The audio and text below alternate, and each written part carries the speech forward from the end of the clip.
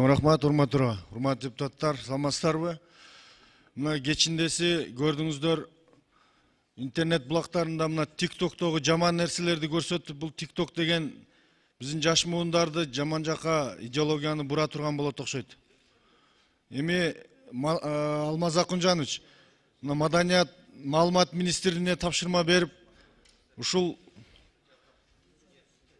TikTok'тун жаман жака бурмалап атканы боюнча иш алып барбайсыздарбы? Эми уятко мындай көрүп туруп бул үй бүлө менен кантип көрүп атат. Анан кийин бул жерде биздин мамлекеттин улуттук баалуулуктар, улуттук саясаты да болуш керек да. Ошону карап аткан тармак эмне кылып атат? Башка өлкөлөрдө жокко бул TikTok'ту андай көрсөтө тургандары. Өзбекстан, Казакстан дегенде. Ушуга көңүл буруп койсоңуздар, же чакырасыздарбы? Рахмат. Рахмат. 4-нчү микрофон. Рахмат Торага, Абдалиев Мекимбек, Атажурт, Кыргызстан. Урматтуу депутаттар, биздин жараныбыз Алишерович деген Россия өлкөсүндө түрмөгө камалып, 3 жыл болуп түрмөдө олтурганына, бирок мына кече жакында анын сөөгүн Луганскиден алып келишти да. Луганскиден ордер бериптир, башка бериптир. Биздин Россияда олтурган, түрмөдө олтурган жаран кантип?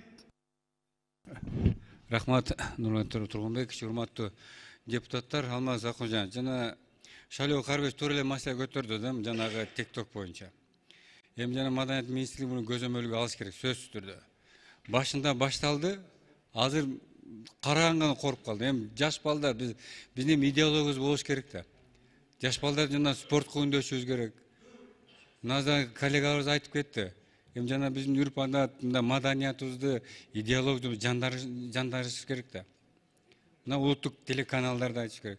Азыр TikTok'та мен балдардан коруп калдым. Дайыма телефондорун карап турам. Башында эле жакшы башталды, азыр болсо жанагындай ичкөнү башынан кийип, мен мындай бизге мындай биздин маданиятты мындай жакпаган нерселерди көргөзө баштады да.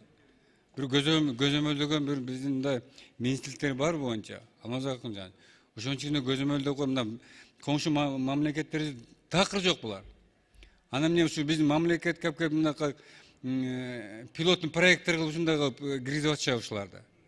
Бул бизге жакпайт ошон үчүн Алмаз Акунжанович бир көзөмөлдөөчү мына маданият министрлигине айтып ушуну бир бизге эмесин берип койсоңуз жөн ошол боюнча. Рахмат. Рахмат.